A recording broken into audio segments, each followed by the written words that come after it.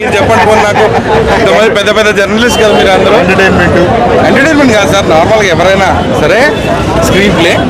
Okay తర్వాత good writings ఇవి ఖచ్చితంగా ఆడియన్స్ వస్తారు అది లభించలేదని చెప్పను సెకండ్ హాఫ్లో లభించింది బట్ ఫస్ట్ హాఫ్ కూడా కొంచెం అలాగే మనసు పెట్టి రాసుంటే ఓకే ఇప్పుడు మహేష్ బాబు గారు 28వ మూవీ ఇది ఓకే 28 ఫిలిమ్స్లో ఆయన తప్పు ఉండి ఫ్లాప్ అయింది ఒకటి లేదు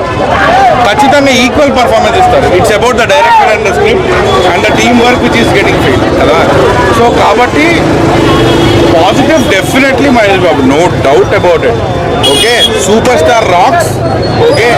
ఇంకా ఇలా ప్రతి మహేష్ బాబు గారి కాంబినేషన్ సీరియల్ కాంబినేషన్ ఎలా అనిపించింది? నాకు నచ్చలేదు సార్